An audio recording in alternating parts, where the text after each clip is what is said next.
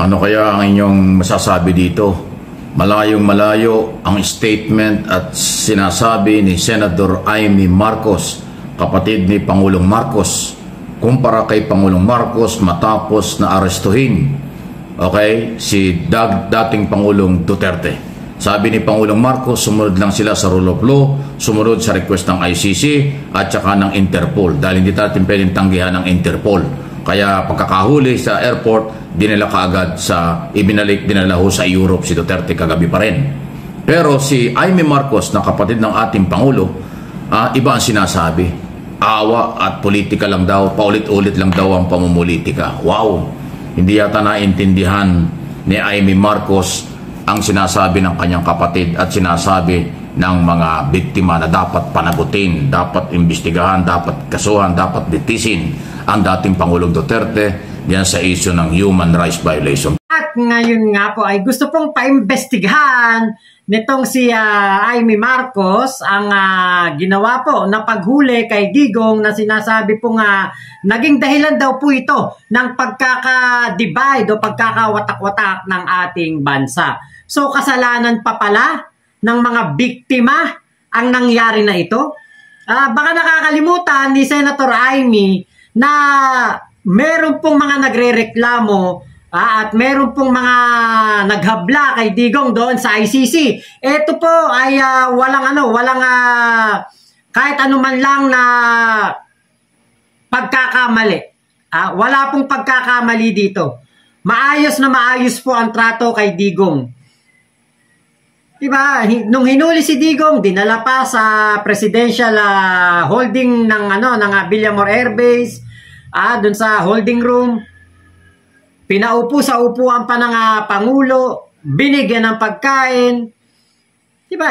Napakaayos po ng pagtrato kay Digong dito. Tapos ngayon, papaimbestigahan ni Amy Marcos. Kasi nga po, ito po ay isang pamumulitika. Diba? Nakakasama lang ng loob na ako nga, hindi ako kapatid pero alam nyo, kino-question ni Amy Marcos ang ginawa ng kanyang kapatid, ala na, talagang etong si Amy Marcos hindi na po ito dapat iboto ng mga sumusuporta kay BBM. Imposible na po yung 12-0. So ang mga hindi ko iboboto dito ay si Amy Marcos at si Pia Cayetano. Yan, hindi ko na talaga iboboto yan. Yung iba hindi ko pa alam. Pero yan ang sigurado, yan dalawang yan na hindi ko iboboto. Si Pia Cayetano dahil kapatid ni Alan Peter Cayetano at itong si Amy Marcos dahil nga kinakalaban niya lagi ang kanyang kapatid na sumunod lang naman sa kumbaga sa ating pakikipagmabutihan sa Interpol.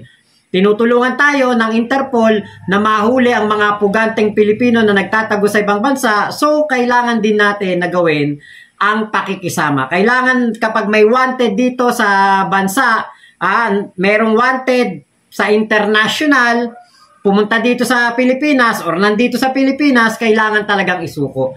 So, kino-question ba ni Amy Marcos ang legalidad ng ginawa ng ating General Torre, ng ating Pangulong Bongbong Marcos, na alam naman niya na ito ay isa pong kumbaga paraan din para po mas lalong magtiwala sa atin ang international community. Hindi tayo dapat nagkakanlong ng mga wanted. Hindi tayo dapat nagkakanlong ng mga kriminal. So, ayaw ba ni Amy Marcos itong nangyari na ito? Ang gusto ba niya, tayo ay magkanlong ng kriminal? Baka nakakalimutan ni Amy Marcos na ang ginagawa ng mga DDS kay PBBM ay talagang hindi lang below the belt talagang sobra-sobra po ang panggagago, pambababoy na ginagawa ng mga DDS kaya excuse me po, kaya PBBM. Grabe po ang ginagawa. Napakatindi pong pambababoy. Tapos parang ang gusto pa ng mga DDS at nitong si Amy Marcos ay hindi isuko si Digong, protektahan si Digong. Di ang mangyayari naman yan kapag pinrotektahan ni PBBM si Digong, si PBBM pala isang presidente na nagkakanlong ng isang kriminal. Diba? So, ewan ko po, ano po ba ang masasabi nyo dyan? Pero ako, hindi ko na iboboto yan. Pakinggan po ninyo. ang sinasabi ni Senator Amy Marcos, kaya na makapagpapasya kung ano yung tingin dito sa kanyang mga statement na ito. Kung suporta ng Waray sa alyansa para sa pag-ibig? Oo naman, oo. Ang mga Waray naman tumutulong. Ito nga lang, namumroblema ako. Medyo nabigla ako sa pangyayari na inaresto si Presidente Duterte at hindi ko maniwala eh. Medyo nayanig ako masyado, kawawa naman si Presidente Duterte. So what is your reaction from the pag-arrest? As a friend. As a friend? Well, ang akin kasi, hindi na tayo natuto. Gulo lang ang dulot nito. Hindi na tayo natuto. Etong paulit-ulit ay walang pakinabang sa mga naghihirap sa bayan ang bangayan ng politika. Parang naging siklo na tayo na ganito. Gumanda ba ang buhay natin dahil sa pamumulitika? Umasenso ba ang ating bansa? Hindi na tayo natuto. So, sa lahat ng nakakahiyang nalugto sa ating politika, gantihan ng gantihan, awayan ng awayan, yumaman ba? Nabusog ba? Sumaya ba ang taong bayan? Sa tono po ng pananalita nitong si Amy Marcos ay parang awang-awa siya doon sa nag-utos na gumurgur ng 30,000 tao. Awang-awa siya doon. So etong si Amy Marcos, wala siyang pake etong si Digong ay masamang tao, kriminal, basta ang kailangan si Digong hindi mapagbayad sa kanyang mga kasalanan. So eto po ba, susuportahan niyo pa ba yung ganitong tao po? 'Di ba? Parang naturingan ka pa ng mga babae, naturingan ka pa ng mga kapatid ng ating Pangulo na ginawa lamang yung tama, pero kino-question mo. Ang nakikita mo dito lagi ay pamumulitika. Ito bang pagsuko sa mga pagsuko dito kay Digong? Ano bang akala mo dito na pamumulitika? Ano, saang banda meron ditong pamumulitika? Kahit ano pa ang gawin ng ating Pangulo, kailangan niya makipagtulungan sa Interpol. Naturingan kang senador, alam mo kung ano yung kumbaga ating bind, kung ano ang ating pakikipag-ugnayan sa Interpol. Diba? Parang ang dating dito, yung mga biktima, walang pakialam si Senator Amy. Boboto ba kayo ng ganyang senador? Wala siyang pakialam sa biktima ng EJK. Ang kanyang concern ay ang dapat yung nag-utos hindi magbayad. Yun na lamang ang tanong ko. Awang-awa talaga ako. Naawa ko sa tatay ko noong 1986. Naawa din ako sa mga sunod-sunod na Pangulo, kay ERAP, kay GMA. Gulo lang ang dulot nito. Hindi na tayo natuto. Paulit-ulit na lang tayo. May plan naman bisitahin si Presidente. Tignan natin kasi mukhang wala namang pinapapasok. Ang akin lang emotional eh. Talagang awang-awa ako sobra. Initial reaction mo, did you cry? Politika lang daw, ganon. Ay Senador Amy, inuulit ko. Paano naman po ang mga naging biktima? 30,000 individual o 30,000 buhay base sa mga figures na nilabas ng mga naging biktima at kanilang pamilya. Ang walang justisya until now. Baliwala ba ang 30,000 buhay sa inyo, Senador Amy? Naawa si Amy kay Digong, pero doon po sa mga naging biktima ng EJK, hindi po siya naaawa. Diba? So ito po yung nabubulag sa utang na loob. Kasi ito sabi ni Amy, siya daw ay tumatanaw lamang ng utang na loob dahil pinalibing daw nitong si Digong ang kanilang ama doon sa libingan ng mga bayani. Senator Amy, kahit hindi palibing ni Digong itong ama mo, si Apo Lakay, doon sa libingan ng mga bayani, ay iniutos naman ng Supreme Court na talagang ilibing yun doon. Saka isa pa, patuloy ka bang titingin ng utang na loob kay Digong kahit na binababoy ang iyong kapatid? So ano yun? Di ba meron tayong kasabihan, blood is thicker than water. Pero dito, Amy Marcos, pinapakita mo kung gaano ka kahunyango. Kaya ka kinantahan ni Panelo ng mapagbalat kayo pala. Di ba? Kinantahan ka ng ganyan. Lokohin mo daw lelang mo. Mapagbalat kayo ka. Balimbing ka sa mismong kapatid mo. Ikaw ang pambansang parang meron ako ibang masasabi. Pambansang babali. Hindi pwedeng ganun eh. Pambansang balimbing. Ayan.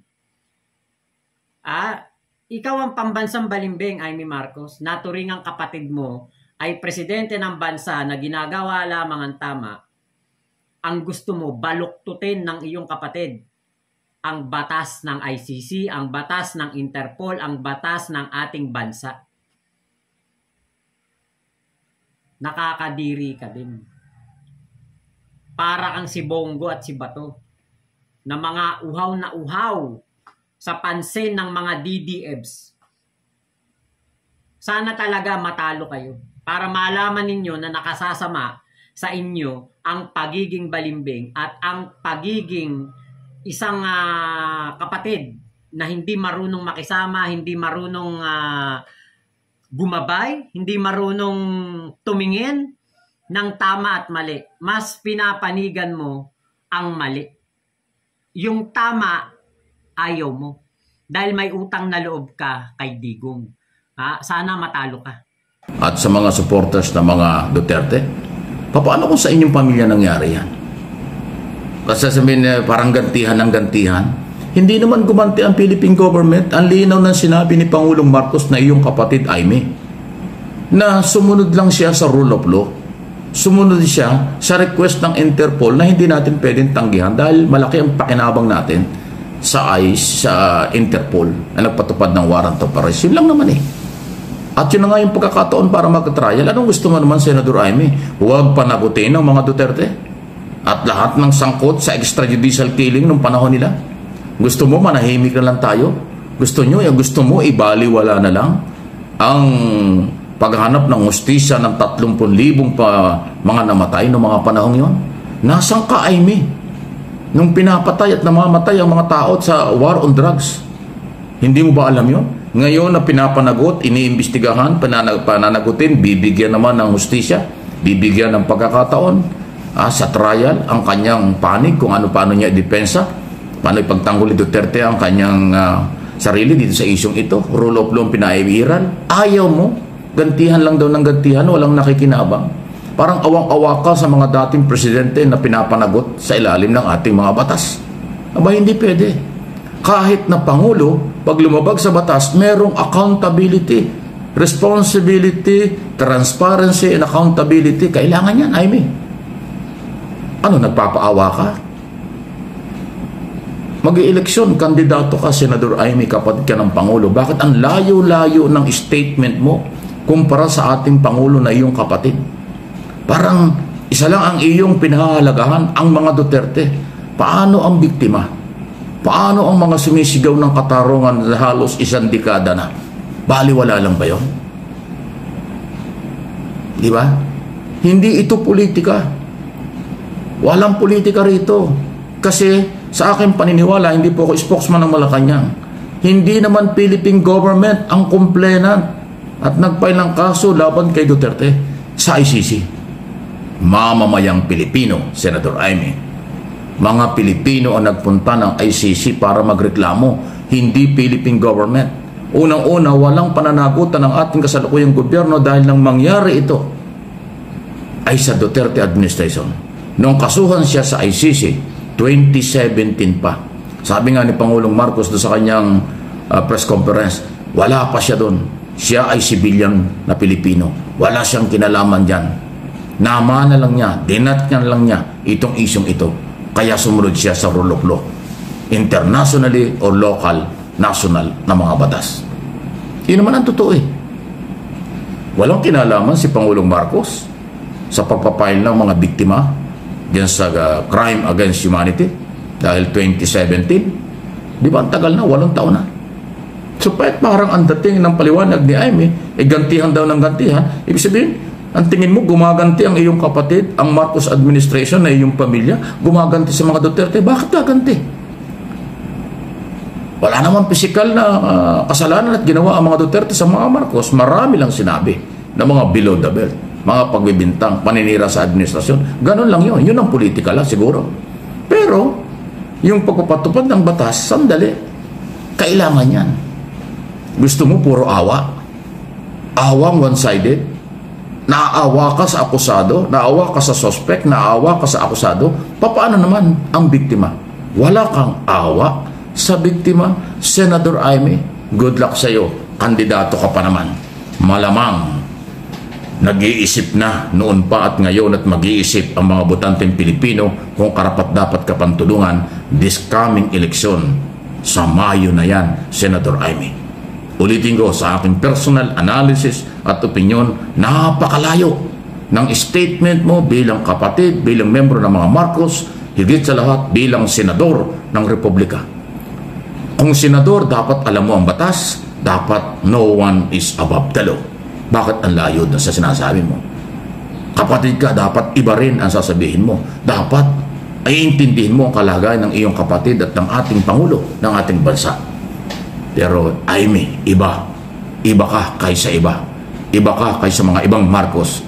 Aywan ko kung ano ang magiging dating sa mamamayang Pilipino na itong ginagawa mo. Okay? Good luck sa iyo, Aimee. Please like and share ng video ito. Tapos ngayon, gagamitin ni Aimee Marcos ang resources ng gobyerno sa walang kakwenta-kwentang public hearing o investigasyon. Walang kakwenta-kwenta. Bakit? Si Digong, kahit ano pang gawin ninyo, hindi na may babalik dito sa Pilipinas. At yung procedure na ginawa ni General Torre ay tama lamang. Ginawa ang lahat ng legal. Ginawa ang lahat sa naaayon sa ating batas. Tama lamang ang ginawa ni General Torre. So, para saan ang investigasyon? Dahil sa naging ito'y dahilan ng pagkakawatak-watak? Diba, alam niyo po, ito si Senator Aimee Marcos. Nung una, parang naisip ko pa, sabi ko, baka mai-consider ko na iboto dahil nga sa pakiusap ng ating Pangulong Bongbong Marcos. Pero ngayon, malabo. Talagang ano po, yung buwisit, inis ko dito sa balimbing na ito. Wala talaga. Ayoko na talaga iboto to. Sakit sa ulo. Nakaka-stress. Naturingan mong kapatid, di ba? Yan pa ang walang patumangga. Kung ikay batikusin, questionin ang mga ginagawa mo. Wala ka bang tiwala sa kapatid mo? Di ba, in the first place, dapat, nung palang 2022 election, hindi mo sinuportahan ang pagka-presidente ni PBBM. Dahil ngayon pala, kukontrahin mo lang ang lahat ng kanyang desisyon. Kasi yung tingin mo dito sa ginawa ng kapatid mo, pamumulitika, anong kasalanan ni PBBM sa pagkakahuli kay Digong? Anong kasalanan ni PBBM na siya ay merong warrant of arrest from ICC? 8 taon na ang kaso na yan. Ngayon lang lumabas ang warrant of arrest. Nang lumabas ang warrant of arrest, mahinahon na hinuhuli. Binigyan ng due process. Binigyan ng pagkain. Nilagay sa isang komportableng kwarto para doon maghintay. Inasikaso ang lahat ng papeles para siya ay ma-turn over sa Interpol. Binasahan ng Miranda rights. Lahat ng kanyang karapatan ay iningatan. Ni hindi nga nila hinawakan si Digong, hindi hinawakan ni General Torre. Ni hindi man lang niya ito nakante. Binigyan pa ng private jet. Gobyerno gumastos. lahat ng advantage ay nakay Digong nung oras na yun. Ibinigay lahat ng kanyang hiling. Puwera na lamang yung mga hiling niya na gusto niyang makita ang kanyang anak. Dahil alam natin na kapag dumating doon yung kanyang anak, si Bongo, manggugulo lang. Hindi makakatulong. Diba? Ikaw, Senator Amy, dapat lawakan mo ang isip mo. Sa halip na sisihin mo ang mga humuli kay Digong, dapat si Digong ang sisihin mo. Dapat hindi siya nagutos ng napakadelikadong bagay na yun. Dapat hindi siya nagpatupad ng reward system, ng quota system.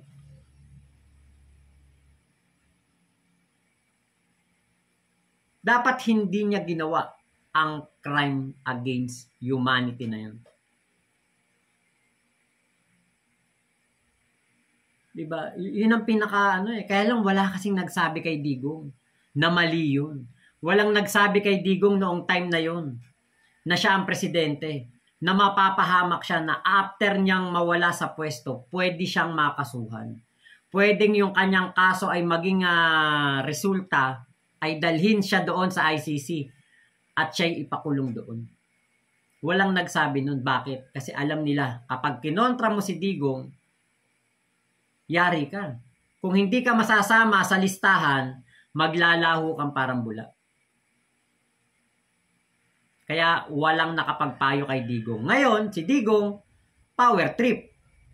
Unlimited ang ginawa niya na pagpa-power trip. Ngayon, na kailangan na niyang pagbayaran, diba? Parang, alam niyo kung ako'y nasa kalagayan ni Amy Marcos, parang nakakahiya dun sa mga naiwanan, mga naulila ng biktima. Diba? Parang nakakayang sabihin niya na pamumuliti ka lamang yan. Na yan ay hindi na tayo natuto. Paulit-ulit na lang. Nakakahiya. Na ating sabihin niya ng ating senador na si Amy Marcos, di ba? Kaya, ang gawin po dapat ng mga naging biktima ng EJK, sama-sama tayo. Huwag nating iboto si Amy Marcos. Di ba? Para mawala ang perwisyo sa gobyerno, mawala ang mga bida-bida, mawala ang mga supporter ni Digong, mawala ang sakit ng ulo ng ating Pangulong Bongbong Marcos. Focus na lang tayo dun sa ibang mga kandidato na maaring maging katuwang pa ng ating Pangulo sa kanyang mga advokasya, sa kanyang mga ginagawang proyekto. Kaysa dito sa tao na to, Amy Marcos, walang kwentang kapatid. Walang kwentang kapatid. Kung ako kapatid niyan, nako. So, plaking ko yan. Press conference ako kagad. Sasabihin ko kung ano mga mga ginagawa niya na yung mga pagkontra niya. Kukwestiyonin ko, debate kami. Harapan kami. Kino-question mo yung paraan ng paghuli kay Digong na wala namang problema, wala namang mali. Sila ang nagmamatiga, sila ang nagpupumilit para hindi mahuli si Digong. Ine-evade nila ang paghuli, which is obstruction of justice. Tapos kakampihan mo? Ay, nako. Pasalamat ka, ang ating Pangulong Bongbong Marcos, mabait. Napakabait ni PBBM. Nahayaan niya lang kapatid niya, no? Pero kung sa ibang kapatid yan, di pwede yan. Kita niyo, pati si Sir Mike Abe, di ba? Nahalata eh. Kasi hindi to normal, yung ganito. Nakakadiri itong si Amy Marcos sa mga pinagsasabi niya. Nakakahiya doon sa mga yumao, sa mga nawala, mga naging biktima, yung 30,000 na individual. Diba? Naririnig nila yan, Nakakahiya. So, yun lamang po. Maraming salamat sa pagsama nyo dito sa aking vlog na ito. Ingat po kayo. Nasa mang panig kayo ng mundo. Momo, chup chup, love you. God bless us all. Pilipinas, God first. Pakisupport nyo po ang ating Sir Mike Abe, Mike Abe Opinions at MA Pinoy TV. Kung hanggang ngayon, nandiyan ka pa rin, nanonood ka pa rin, like mo na tong video ko at mag-subscribe ka na. Kung hindi pa po kayo nakasubscribe, comment nyo na rin ang inyong opinion at syempre, baka pwede pong i-share nyo na rin to. Ingat po kayo. Bye-bye!